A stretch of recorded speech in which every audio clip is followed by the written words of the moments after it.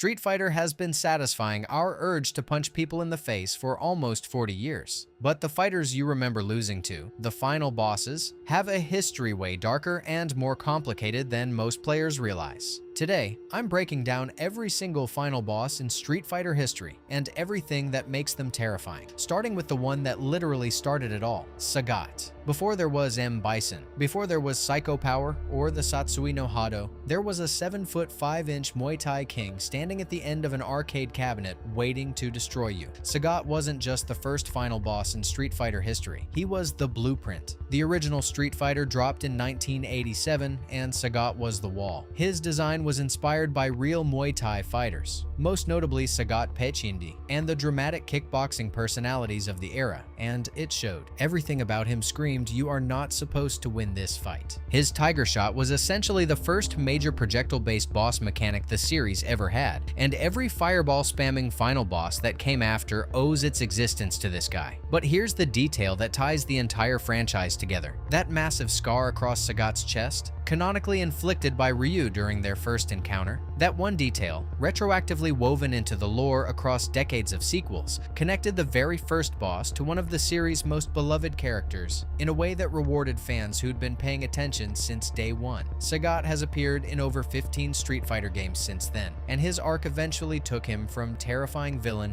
to a man seeking redemption, rejecting Monsieur Bison entirely. The fanbase is still split on that. Some call it satisfying character growth, others say it defanged the most physically imposing villain the series ever produced. But whether you love the redemption arc or hate it, Sagat set the mold. And the boss who came next? He didn't just fill that mold, he shattered it. M. Bison. Street Fighter II didn't just launch a franchise, it printed money. Over $106 million in arcade revenue in its first year alone, turning a niche fighting game into a global cultural event. And standing at the top of that empire, waiting for you after 11 grueling fights, was Monsieur Bison. Bison is the leader of Shadaloo, a worldwide criminal syndicate with its fingers in everything from weapons trafficking to genetic experimentation. He's not just a final boss. He's the franchise's central villain across decades of storylines, the shadow behind nearly every conflict in the series. If something terrible is happening in Street Fighter, Shadaloo is probably funding it. But here's what makes Bison genuinely interesting from a design perspective. His power source, Psycho Power, isn't rooted in training or technology. It's fueled entirely by his personality. He literally gets stronger when he's angry, faster when he's cornered. That's a villain whose emotional state is his weapon. Street Fighter had never done that before, and it made Bison feel fundamentally different from Sagat, or any martial artist who just trained harder. He also holds a record nobody else in the franchise touches. Bison is the final boss across every single version of Street Fighter II,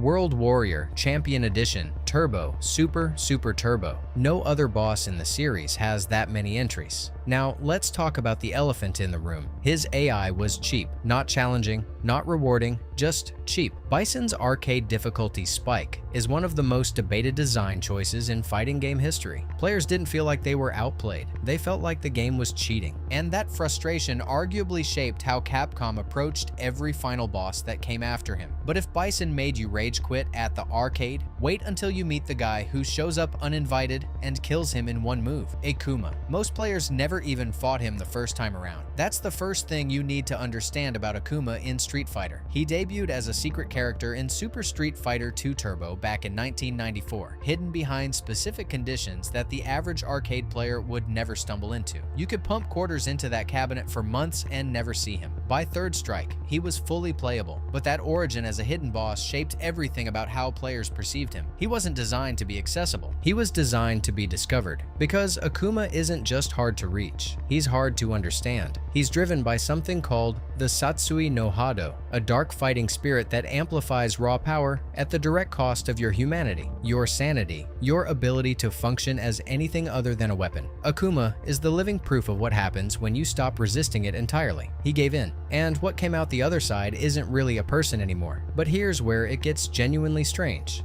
His signature move, the Shun Goku Satsu, the Raging Demon, is canonically described as an attack that targets the opponent's soul, not their body. Their soul. The game frames it as a metaphysical assault that bypasses physical combat entirely. Every other fighter in Street Fighter is throwing punches and fireballs. Akuma is attacking something that might not even exist depending on your belief system. And the lore around the Satsui no Hado? It's honestly contradictory depending on which game you're pulling from. Sometimes it's spiritual corruption. Sometimes it's closer to a philosophical choice. The ambiguity is part of what makes Akuma compelling, but it also means nobody can fully agree on what he even is. What nobody debates is his presence. Over 18 appearances across mainline and spin-off titles since 1994. Not bad for a character most people were never supposed to find in the first place. But if Akuma is the shadow lurking behind the curtain, the guy actually standing center stage in Third Strike is somehow even weirder. Gil. Most final bosses in fighting games want to punch you into submission. Gil wants to ascend you. And that distinction is exactly what makes him one of the most polarizing villains in Street Fighter history. Gil is the canonical final boss of Street Fighter III, Third Strike, released in 1999, and he's unlike anything the series had produced before. He's the leader of the Illuminati, a secret society that manipulates world events from the shadows. Not a criminal empire like Shadaloo, not a lone wolf hunting strong fighters. A philosophical organization that believes it's guiding humanity toward a prophesied utopia, with Gil as its chosen messiah. He doesn't want to conquer the world, he believes he's saving it. But the first thing anyone notices about Gil isn't his ideology, it's his body. His right half is red, radiating fire. His left half is blue, channeling ice. And this isn't just a cool visual gimmick, it's baked directly into his moveset. His attacks change properties depending on which side connects. Fire searing on the right, ice freezing on the left. Every punch and kick carries elemental weight. No other boss in the franchise has a design where the aesthetic and the mechanics are this tightly fused. Here's a detail most people overlook. Gil's entire visual identity is built around the concept of divine balance. Red and blue, fire and ice, judgment and mercy. That's not an accident. It's a deliberate design philosophy that tells you exactly what Gil represents. Not a dictator, but a deity. Bison ruled through fear, Akuma through destruction. Gil rules through prophecy. He genuinely believes he's the balance the world needs, but the community was split. Some players loved the ambition. A godlike figure leading a shadow government felt like a genuine evolution for the series. Others felt his design looked unfinished, his half-naked asymmetrical body reading more like a glitch than a deity. After years of Bison's military menace and Akuma's raw killing intent, Gil's ethereal presence felt too abstract for some players to connect with as a satisfying final fight. And honestly, both sides have a point. Gil is the most conceptually interesting boss on this list. Whether he's the most fun to fight is a completely different conversation, but at least Gil had a clear identity. The next boss on this list literally stole everyone else's Seth Street Fighter disappeared for 10 years. No new mainline entry from 1999 to 2008, and when Capcom finally brought the franchise back with Street Fighter IV, they needed a final boss that justified the wait, so they built one.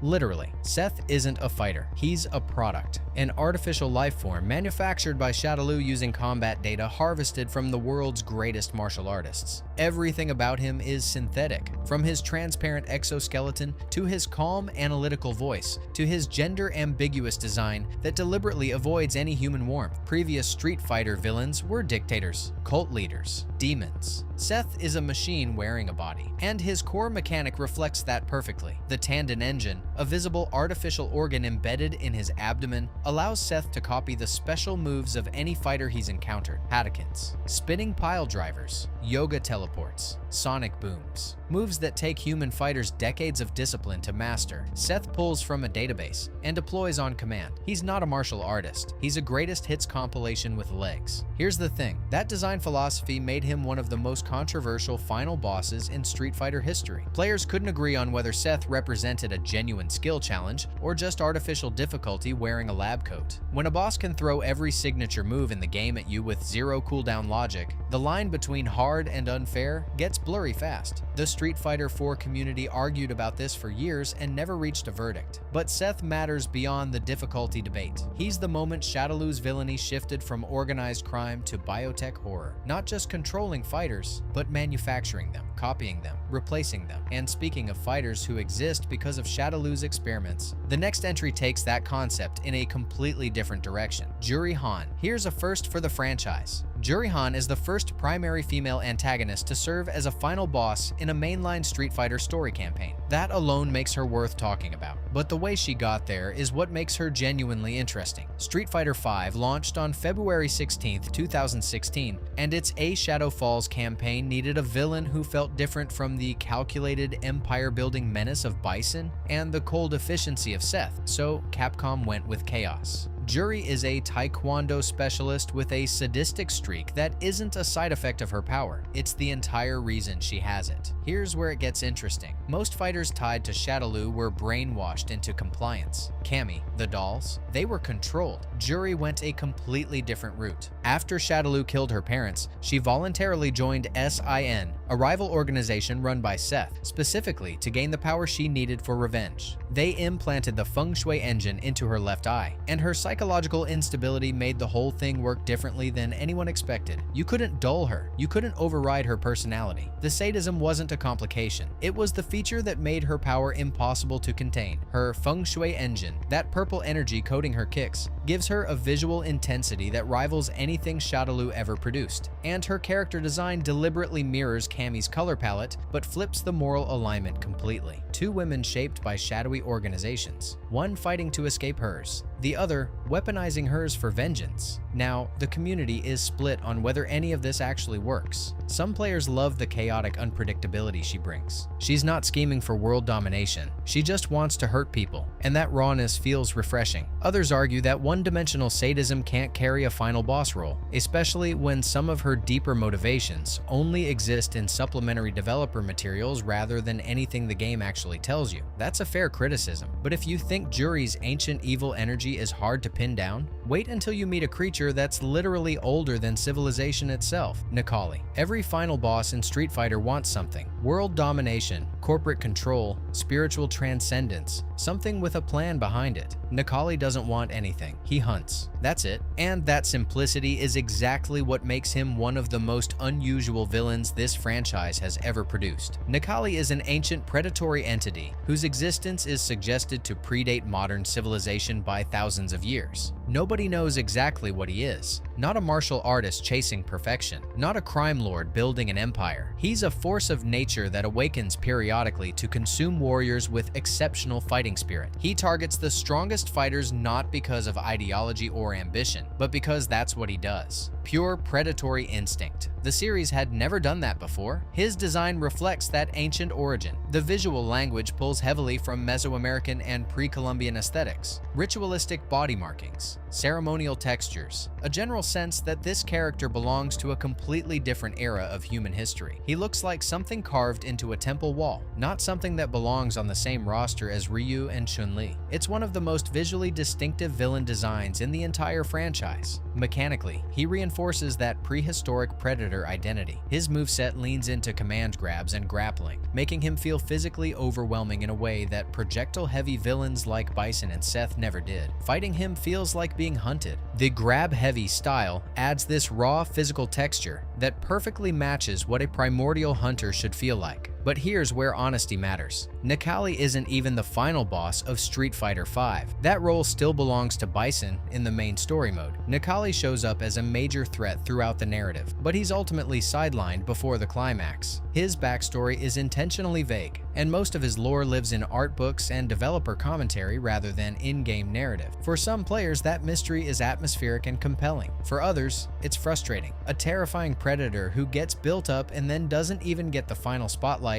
can feel like a concept that never got finished, rather than a character who was deliberately left ambiguous. Still, as a pure idea, he's genuinely different. A major Street Fighter villain defined entirely by instinct rather than intellect. But if you think a prehistoric predator is a weird direction for this franchise, wait until you see what Street Fighter VI did with its final boss, JP. Every final boss in Street Fighter history has wanted something personal: power, perfection, world domination through their own fists. JP doesn't want any of that. He wants to sell it, and that's exactly what makes him the most controversial villain this franchise has ever produced. JP is the final boss of Street Fighter VI, released June 2nd, 2023, and he's a complete departure from everything that came before him. He's not a warlord, he's not a demon, he's not channeling dark energy through his body. He's a wealthy philanthropist on the surface, the head of an international NGO called Terra Network Partners, and a former financial advisor to Shadaloo. His entire goal is to take the fighting spirit, the thing this series has celebrated for nearly 4 decades, and figure out how much it's worth on the open market. Think about that for a second. Every previous boss wanted to be the strongest. JP wants to own the strongest. He hides behind humanitarian fronts and global influence networks. He doesn't need to beat you personally. He needs to acquire you, commodify you, turn your discipline into a product line. He's the first final boss in Street Fighter history whose threat is explicitly systemic rather than physical. His reach extends far beyond what his body can do in a fight, and that's the point. His design tells you everything. Tech-noir aesthetics, digital fashion elements, cybernetic enhancements. This isn't a martial artist. This is a boardroom predator wearing the future like a tailored suit. Capcom built Street Fighter VI on their proprietary RE engine, the most technically ambitious entry in the franchise, and they used that power to make a villain who looks like he stepped out of a corporate dystopia. The community is genuinely split on him. Players who respond to modern political storytelling think he's the most thematically resonant villain the series has ever had. Capitalism as the true antagonist of a fighting game? That's a bold swing. But players who grew up fearing M. Bison's psycho power feel JP's corporate distance makes him harder to hate in the visceral, personal way a final boss should demand. Both sides are right, and that tension is exactly what Capcom designed.